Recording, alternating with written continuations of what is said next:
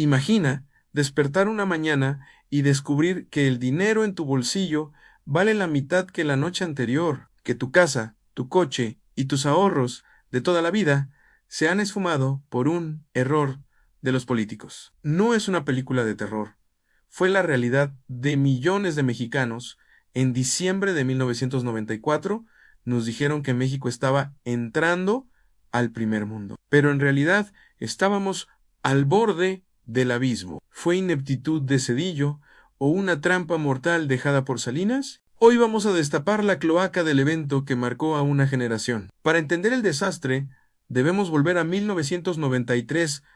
Carlos Salinas de Gortari era, sin duda, el presidente más popular de la historia reciente de México. Parecía un mago de las finanzas. La economía crecía, la inflación se controlaba y, sobre todo, estaba el Tratado de Libre Comercio. Salinas vendió la idea de que México ya era socio de Estados Unidos y Canadá, que habíamos dejado atrás el tercer mundo para jugar en las grandes ligas. El país se llenó de un optimismo desbordante. De repente, los dólares eran baratos, los productos importados inundaban los supermercados y los bancos ofrecían créditos para todo: coches, casas, tarjetas de crédito. La clase media vivía un sueño, una fantasía de prosperidad que parecía no tener fin. Pero esta ilusión tenía un secreto oscuro. Estaba construida sobre cimientos muy frágiles. Gran parte de esta aparente bonanza se financiaba con capital extranjero, dinero que entraba al país atraído por las altas tasas de interés. El gobierno de Salinas emitió unos instrumentos financieros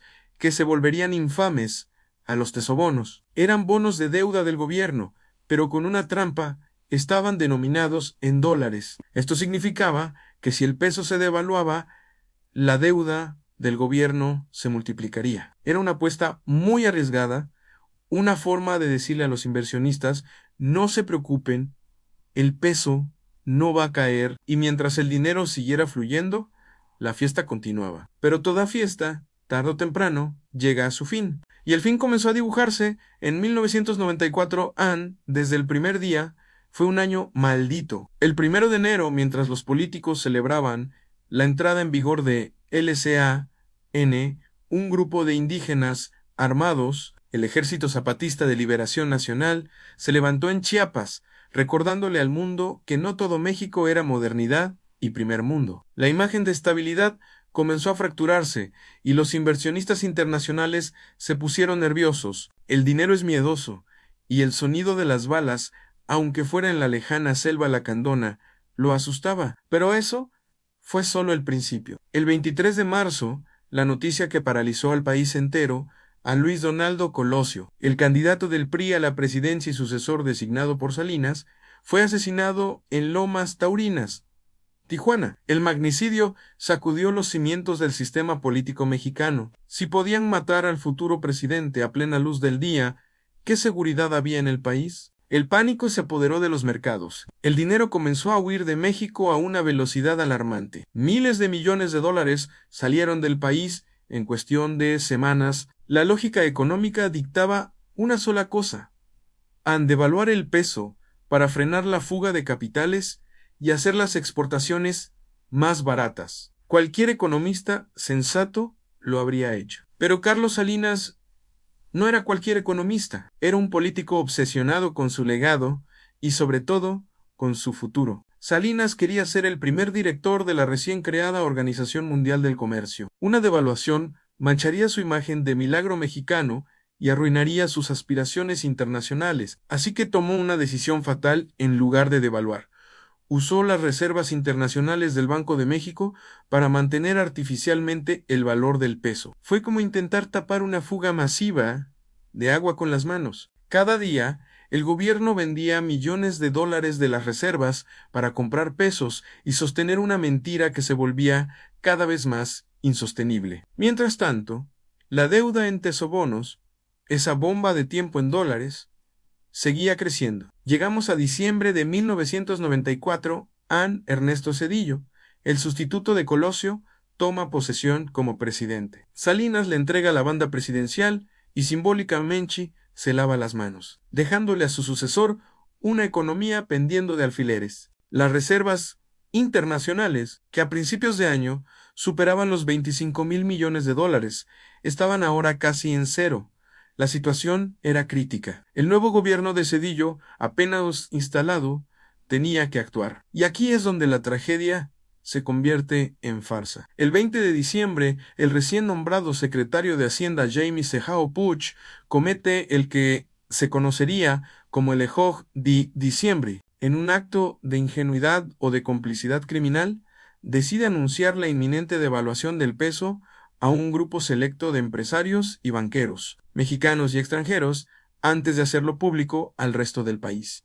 Les dio información privilegiada. ¿Cuál fue el resultado? Una estampida. Esos empresarios, con la información en mano, corrieron a comprar todos los dólares que pudieron antes de que el precio subiera. En cuestión de horas, vaciaron las pocas reservas que quedaban. Fue una fuga de capitales masiva, una traición a la confianza pública. Cuando finalmente se anunció la devaluación al público general, ya no había dólares para defender al peso. La moneda se desplomó sin control.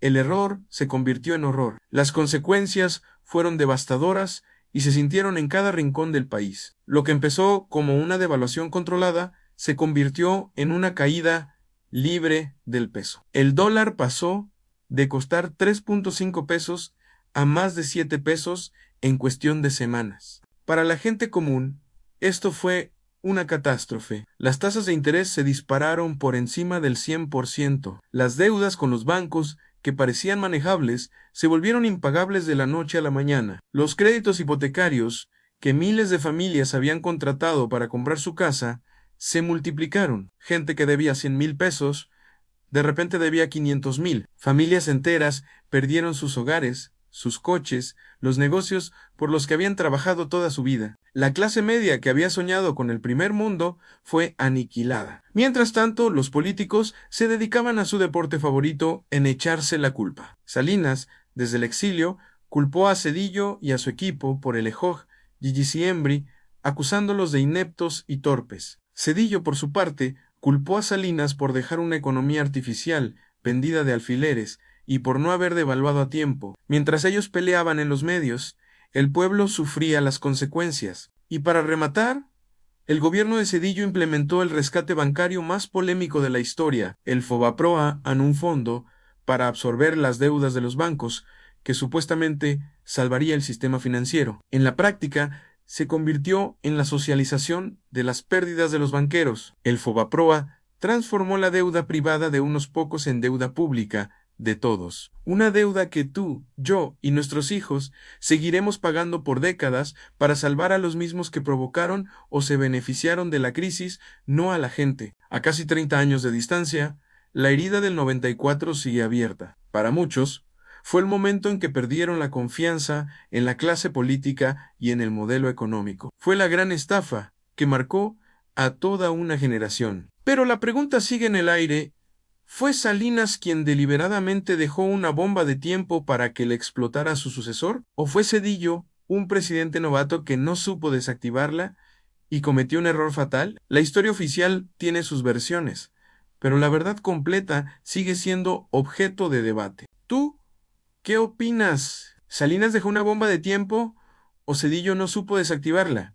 ¿O fueron ambos culpables de la tragedia? Déjame tu opinión en los comentarios, porque un pueblo que no conoce su historia, sus crisis y sus errores, está condenado a repetirla una y otra vez. Suscríbete para más historia sin censura.